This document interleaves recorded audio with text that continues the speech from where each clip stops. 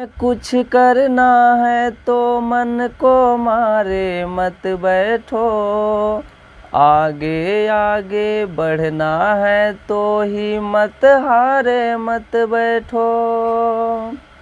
Hello बच्चों, MR best education में आप सभी लोगों का एक बार फिर से स्वागत है।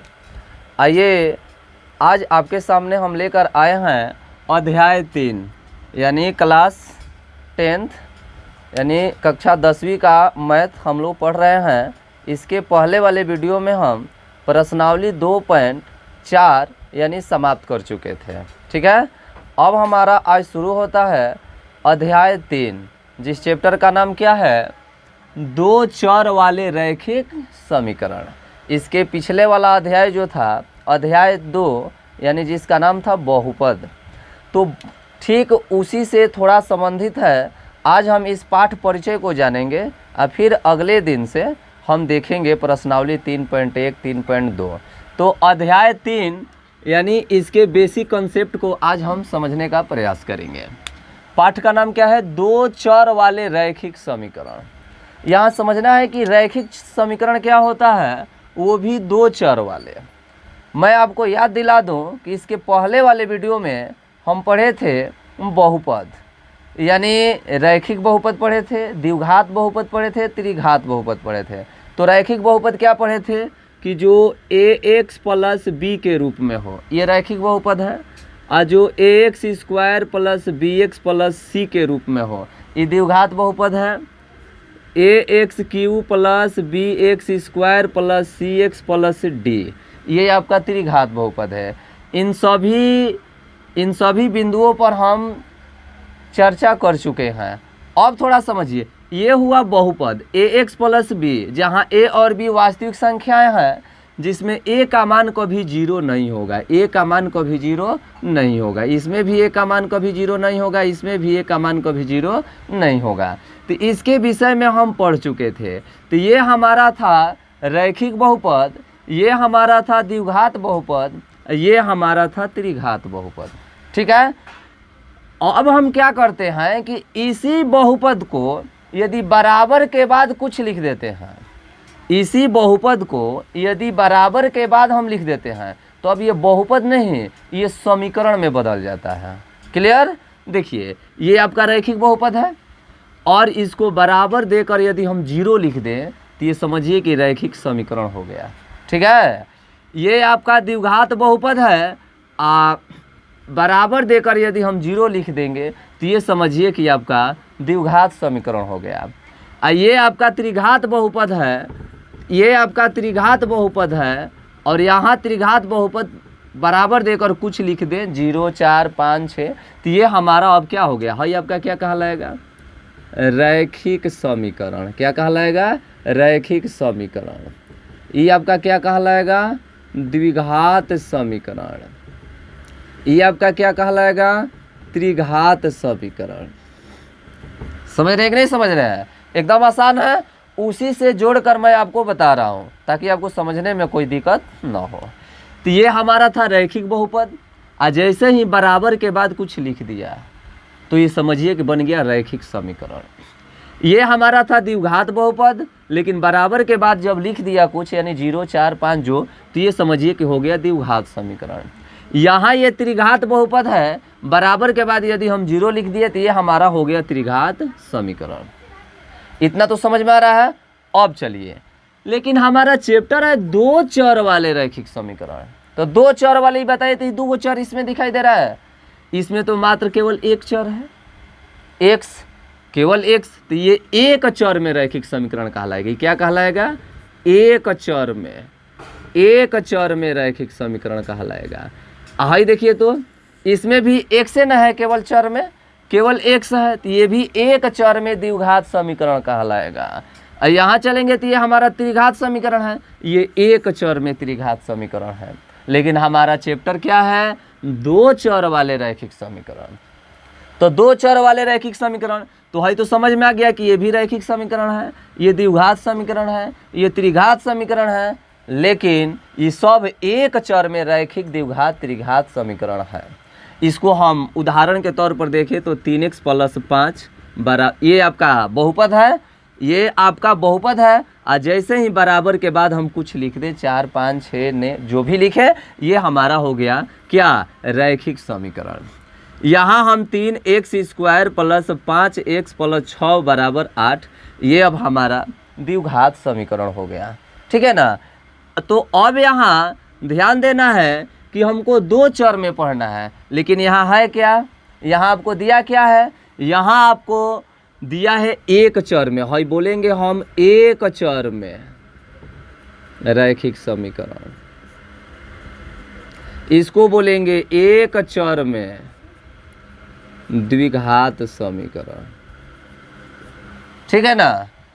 अब चलिए, अब हम इसको समझते हैं कि दो चर वाले रैखिक समीकरण, तो दो चर वाले का मतलब समझ रहे हैं ना, दो गो चर होना चाहिए। जैसे यहाँ एक ही चर दिखाई दे रहा है, इसी को यदि हम लिख दें 2x प्लस वाई बराबर 6, 2x प्लस वाई बराबर 6 है तो रैखिक समीकरण, घात एक है ना है, ये चर राशि का घात एक है तो ये रैखिक समीकरण है। लेकिन अब यहाँ एक चर नहीं है, दो चर है, x और y, तो इसको बोलेंगे हम दो चर में रैखिक समीकरण, दो चर वाले रैखिक समीकरण। यहाँ हम लिख देते हैं x plus y plus z बराबर 5, ये भी आपका रैखिक समीकरण है, लेकिन ई को चर में है, ये तीन चर में है, 1 2 3, तो इसको बोलेंगे हम तीन चर वाले, तीन चर में रैखिक समीकरण, या तीन चर वाले रैखिक समीकरण। समझ रहे हैं ना। तो ये हमारा चैप्टर है दो चर वाले रैखिक समीकरण, यानी ना तो हमको द्विघात समीकरण के बारे में समझना है और ना ही हमें त्रिघात समीकरण के बारे में समझना है। समझना है तो केवल किसके बारे में, दो चर वाले रैखिक समीकरण, दो गो चर तो रहेगा लेकिन केवल रैखिक समीकरण का बात होगा। तो चलिए फिर इसको समझते हैं। तो दो चर वाले रैखिक समीकरण जैसे 3x प्लस वाई बराबर 6, ये आपका हो गया कि नहीं हो गया, ये आपका दो चर में रैखिक समीकरण। अब यहाँ का ई एगो हो गया पहला, फिर यहाँ लिख दिए 6x प्लस 3y बराबर 9, ये दूसरा। अब देखिए ये डबल जब हम लिखेंगे इसी को बोलेंगे युग्म, क्या बोलेंगे, युग्म। दो चर वाले रैखिक समीकरण, यहाँ चैप्टर दो चर वाले रैखिक समीकरण युग्म, असली हमको पढ़ना है कि दो चर वाले रैखिक समीकरण युग्म। तो ये तो दो चर में रैखिक समीकरण हो गया, ये भी दो चर में रैखिक समीकरण हो गया। जब दोनों को आपस में जोड़ दिए तो ये बन गया हमारा युग्म। क्या बन गया, युग्म। युग्म का मतलब क्या होता है, जोड़ा। युग्म का मतलब क्या होता है, जोड़ा। तो ये भी आपका रैखिक समीकरण, ये भी आपका रैखिक समीकरण, जब दोनों को आपस में जोड़ दिए तो ये बन गया हमारा दो चर वाले रैखिक समीकरण युग्म। अब हम ये उम्मीद कर सकते हैं कि आप लोगों को ये समझ में आया होगा। कमेंट में करके आप बताते रहिए कि आपको समझ में आ रहा है कि नहीं आ रहा है। ठीक है। चलिए, तो दो चर वाले रैखिक समीकरण युग्म समझ में आया। अब हम आगे बढ़ते हैं। इस आधार पर आपसे कोई पूछे कि दो चर वाले रैखिक समीकरण का सामान्य रूप क्या होगा, तो दो चर वाले रैखिक समीकरण का सामान्य रूप क्या होगा, तो आप बताइए। तो यहाँ हम लिखे हैं, कुछ भी हो सकता है, जरूर नहीं कि जो हम लिखे हैं वहीं आप लिखेंगे, आप इसके जगह पर दो चर उसमें रहना चाहिए। जैसे यहाँ 5x प्लस 2y बराबर 8, तो ये दो चर वाला रैखिक समीकरण है। आप चैप्टर हमारा है दो चर वाले रैखिक समीकरण युग्म। युग्म का मतलब कि जोड़ा होना चाहिए, यानी एक और हमको रैखिक समीकरण लेना है। तो ये ले लिए हम 3x प्लस 3y या 5y बराबर 8, तो ये हमारा जोड़ा हो गया कि नहीं हो गया। तो इसको हम मान लेते हैं समीकरण 1, इसको मान लेते हैं समीकरण 2। ये हो गया हमारा रैखिक समीकरण युग्म। तो इसका सामान्य रूप कैसे होगा, इसका सामान्य रूप हम कैसे लिखेंगे, तो आप जानते हैं कि नहीं, सामान्य रूप तो जानते हैं ना कि x के साथ जो रहता है वो a का मान होता है, x के साथ जो रहता है a का मान होता है। तो a हो गया, ये x हो गया, प्लस ये y के साथ जो रहता है b हो गया, तो ये हो गया by बराबर अकेला जो रहता है वो c होता है, तो यहाँ हम c लिख दिए। इसमें भी चलेंगे तो x के साथ जो है a है तो ax प्लस by बराबर c। लेकिन ये पकड़ में नहीं आएगा कि a हम बोलेंगे तो इस a का बात कर रहे हैं कि इस a का बात कर रहे हैं, इसलिए हम इसको समझने के लिए क्या करते हैं, इसमें 1 1 लगा देते हैं और इसमें 2 2 लगा देते हैं। a1x b1y बराबर c1, a2x प्लस b2y बराबर c2। ये आपका सामान्य रूप हो सकता है दो चर वाले रैखिक समीकरण युग्म का। यानी पहला समीकरण में जो x के साथ रहेगा वो a1 कहलाएगा, y के साथ जो रहेगा b1 कहलाएगा, अकेला जो रहेगा वो c1 कहलाएगा। अकेला समझ रहे हैं ना, अचर पद। और समीकरण 2 में यदि आपको x के साथ जो दिखाई देगा वो a2 होगा, y के साथ जो होगा वो b2 होगा, अकेला जो होगा वो c2 होगा। तो आपसे इसमें कोई पूछेगा कि a1 का मान क्या है तो आप बताएंगे a1 का मान इसमें 5 है, b1 का मान इसमें क्या है तो b1 का मान आप बताएंगे 2 है, c1 का मान क्या है आपका तो c1 का मान 8 है।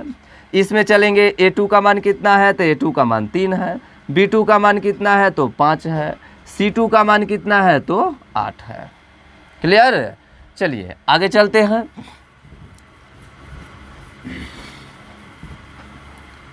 तो दो चर वाले रैखिक समीकरण युग्म, तो दो चर वाले रैखिक समीकरण युग्म के बारे में आप जान चुके हैं।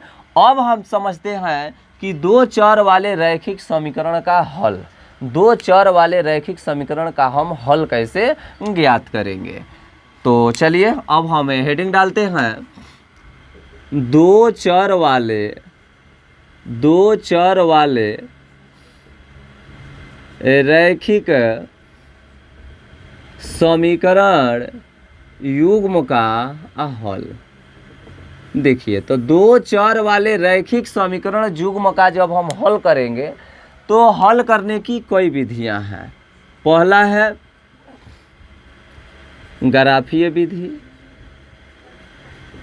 दूसरा है बीजगणितीय विधि,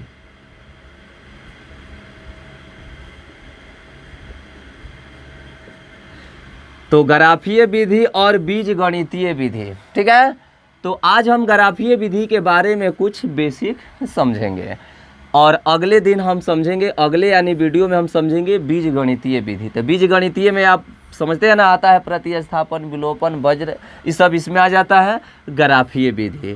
तो दो चर वाले रैखिक समीकरण युग्म का हम हल ज्ञात करेंगे किसके माध्यम से, ग्राफीय विधि से। कैसे दो चर वाले रैखिक समीकरण युग्म का हल ज्ञात किया जाता है। ठीक है, तो जल्दी इसको नोट कीजिए। चलिए देखिए ग्राफीय विधि से हम कैसे दो चर वाले रैखिक समीकरण युग्म का हल करेंगे। तो देखिए जब ग्राफीय विधि से हम दो चर वाले रैखिक समीकरण युग्म का हल करते हैं तो इसमें दो चर वाले रैखिक समीकरण युग्म को दो रेखाओं में कन्वर्ट करते हैं, यानी दो रेखाओं में मानना पड़ता है। जैसे मान लीजिए ये a1x plus b1y plus c1 बराबर 0, ये पहला समीकरण होता था। a2x plus b2y plus c2 बराबर 0, ये दूसरा समीकरण होता था। तो इसको रेखाएं मानना पड़ता है, रेखाएं माननी पड़ती है। जैसे इसको पहली रेखा मान लीजिए, इसको दूसरी रेखा मान लीजिए, और इससे आपको तीन शर्त आपके सामने आएगा। क्या तीन शर्त आएगा? यदि ये दोनों रेखाएं, हो सकता है कि ये दोनों रेखाएं एक दूसरे को प्रतिच्छेद करें, ये हो सकता है। एक रेखा का ग्राफ इस तरह से आए और दूसरी रेखा का ग्राफ इस तरह से आए, तो इस तरह के ग्राफ को हम बोलते हैं प्रतिच्छेदी। यानी ये रेखाएं क्या है, एक दूसरे को काट रही है, तो इसको हम बोलेंगे प्रतिच्छेदी रेखाएं। यहाँ दिख रहे हैं कि नहीं? या तो ये भी हो सकता है कि ये दोनों रेखाएं एक दूसरे के क्या हो जाए, समांतर हो जाए। ये दोनों रेखाएं एक दूसरे के क्या हो जाए, समांतर हो जाए। दिखाई दे रहा है ना वो? चलिए देखिए, ठीक है, तो ये दोनों रेखाएं एक दूसरे के क्या होती है, समांतर होती है, या तो समांतर हो सकती है। क्या हो सकती है? समांतर। तीसरा कंडीशन क्या हो सकता है कि ये दोनों रेखाएं एक ही अनुपात में हो। एक ही अनुपात का मतलब ये पहली रेखा इस तरह से हुआ और दूसरी रेखा क्या हो गया, इसी पर दूसरी रेखा भी आ रहा है, तो इसी को हम बोलते हैं क्या, हर बिंदुए पर एक दूसरे को काटेगी, तो इसको हम बोलते हैं समपाती रेखाएं। क्या बोलते हैं? समपाती रेखाएं। तो 3 गो शर्त आपके सामने आएगा ग्राफीय विधि में। क्या शर्त होगा? या तो ये दोनों रेखाएं एक दूसरे को प्रतिच्छेद करें, या तो ये दोनों रेखाएं एक दूसरे के समांतर हों, या ये दोनों रेखाएं एक ही समपाती यानी एक ही अनुपात यानी एक ही सीधी रेखा में दोनों, यानी ये वाला भी इसी पर आ रहा है, ये वाला भी इसी पर आ रहा है, तो इसी को बोलते हैं समपाती। यानी इसको आश्रित युग्म भी बोलते हैं। इसको क्या बोलते हैं? आश्रित युग्म, आश्रित युग्म भी बोलते हैं। तो इस कंडीशन में चलेंगे तो 2 चर वाले रैखिक समीकरण युग्म का हल इस स्थिति में क्या होगा? अनंत होगा। क्या होगा? अनंत होगा। इस स्थिति में चलेंगे, इस स्थिति में चलेंगे समांतर में, तो कहीं भी ये एक दूसरे को काटेगा नहीं, और जब तक एक दूसरे को काटेगा नहीं तब तक मान निकलेगा नहीं x और y का। तो इसलिए इसमें कोई हल नहीं होगा, इसमें कोई हल नहीं होगा, कोई हल नहीं होगा। और इसमें चलेंगे तो प्रतिच्छेदी यानी केवल एक बिंदु पर काटेगा, यानी x का मान 1 और y का मान 1, इसको अद्वितीय हल होगा। क्या हल होगा? अद्वितीय हल होगा। अद्वितीय हल का मतलब कि मात्र वही होगा, दूसरा नहीं। अब देखिए तो यहाँ एक हल हो रहा है, अहेजा अनेक हल हो रहा है। तो एक हल हो या अनेक हल हो, इसको हम बोलते हैं संगत समीकरण। इसको क्या बोलते हैं? संगत समीकरण भी बोलते हैं। ये सब ऑब्जेक्टिव में क्वेश्चन आपका तैयार हो रहा है। तो इसका रासायनिक समीकरण युग्म संगत होता है, इसका रासायनिक समीकरण युग्म संगत होता है, रैखिक समीकरण युग्म संगत होता है, इसका भी रैखिक समीकरण युग्म संगत होता है, लेकिन इसका रैखिक समीकरण युग्म संगत नहीं, असंगत होता है। क्या होता है? असंगत होता है। ठीक है ना? तो आपसे प्रश्न ही रहेगा कि जब 2 रेखाएं आपस में प्रतिच्छेद करती है तो उसका रैखिक समीकरण युग्म संगत होता है कि असंगत होता है? तो आप बोलेंगे संगत। तो प्रतिच्छेदी जब होता है तो इसका क्या कैसा हल होता है? तो अद्वितीय हल होता है। इसमें संपाती जब होती है रेखाएं तो इस कंडीशन, कहने का मतलब कि इन तीनों का अपना अपना एक शर्त है। क्या? कभी कभी इसी को घुमाकर क्या प्रश्न पूछता है कि रैखिक समीकरण युग्म अनुपातों A1/A2, B1/B2 और C1/C2 की तुलना करके बताइए कि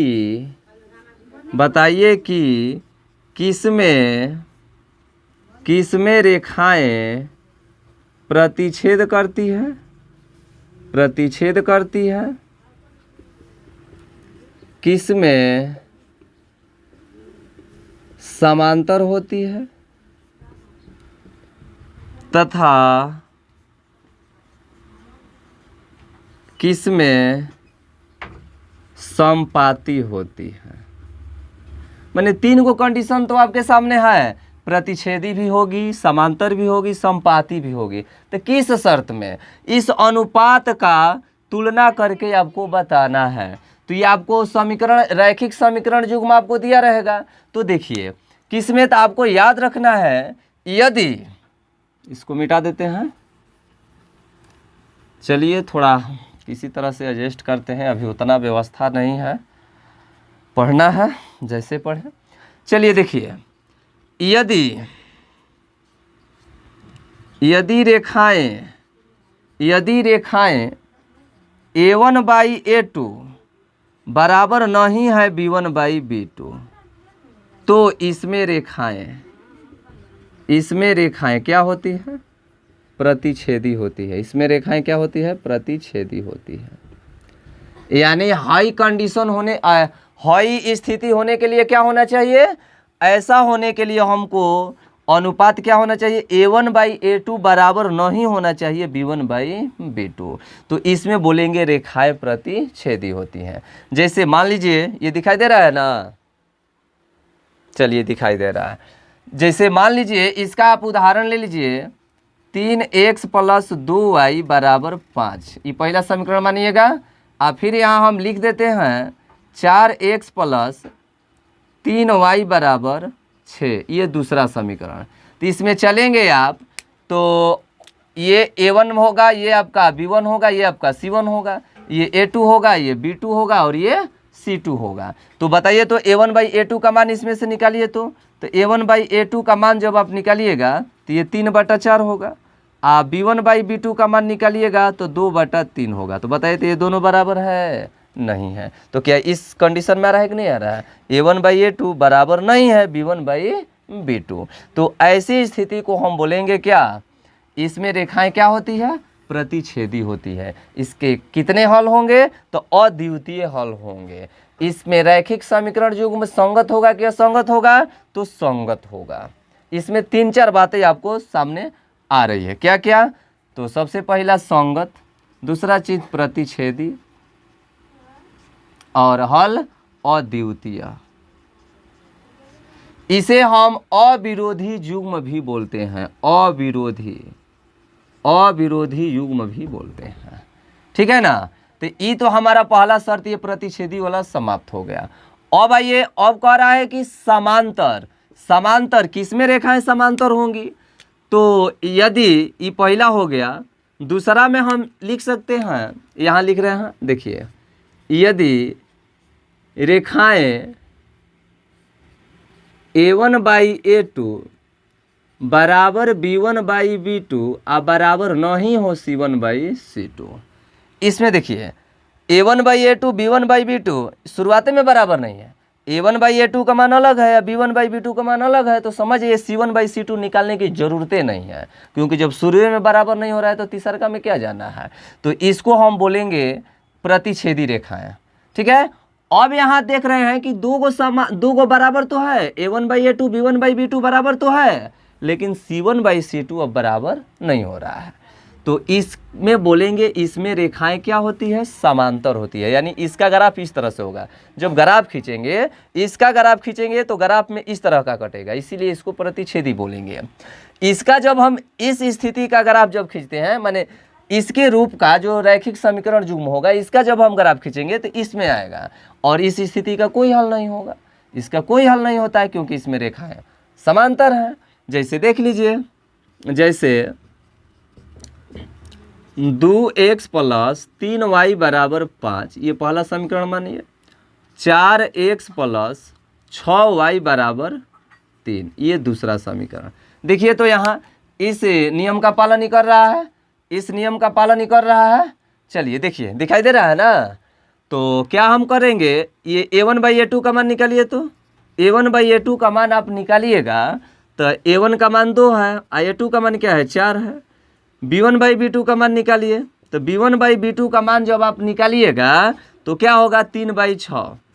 इसको कटाइए तो 2 एकम 2, 2 दूना का 4, ये 1/2, ये 3 एकम 3, 3 दूना का 6, 1/2, ये 2 को बराबर हो गया। तीसरा का देख लीजिए C1/C2, तो C1/C2 यानी 5/3। तो बताइए तो 1/2 1/2 यानी A1/A2 और B1/B2, ये दो बराबर तो है, लेकिन क्या तीसरा C1/C2 बराबर है? नहीं। तो हम इस रूप में इसको लिख सकते हैं कि नहीं लिख सकते हैं? तो जब हम इसका ग्राफ खींचेंगे ग्राफ पेपर पर, तो हमको इस तरह से ग्राफ मिलेगा। तो इसमें ये दोनों रेखाएं, एक ये पहली रेखा और ये दूसरी रेखा, तो इन दोनों का ग्राफ एक सीधी, दोनों एक दूसरे के समांतर, समांतर बांस का सीढ़ी देखे हैं या रेलवे की पटरी, ये दोनों एक दूसरे के समांतर होते हैं। कितना भी बढ़ाइए वो कभी भी एक दूसरे को काटेगा नहीं। तो इसका कोई हल नहीं होगा, इसका कोई हल नहीं होगा। ठीक है? तो ये हमारा 2 गो बिंदु समाप्त हो गया। यानी 2 शर्त हम पढ़ लिए, कौन कौन? प्रतिच्छेदी वाला, और दूसरा क्या पढ़ लिए? समांतर वाला। तो अब आपसे कोई पूछेगा कि किसमें रेखाएं प्रतिच्छेदी होती है, तो जिसमें A1/A2 बराबर नहीं हो B1/B2, उसमें रेखाएं प्रतिच्छेदी होती हैं। किसमें रेखाएं समांतर होती हैं? जब A1/A2 बराबर हो B1/B2 के और बराबर न हो C1/C2 के, तो इसमें रेखाएं समांतर होती हैं। ठीक है ना? अब रह गई बात कि किसमें रेखाएं समपाती होती है। तो समपाती वाला तीसरा चरण हम चलते हैं। ये 2 मिटाए ना, अब ये समझ रहे हो ना? चलिए पढ़ेंगे फिर, जैसे जैसे अब अध्याय आएगा फिर इसके बारे में पढ़ेंगे। आज हम कुछ बेसिक जानकारी ले रहे हैं ताकि हमको चैप्टर पढ़ते समय कोई दिक्कत ना हो। चलिए अब हम तीसरा पढ़ते हैं, किसमें रेखाएं समपाती होती है। तो किसमें रेखाएं समपाती होती है?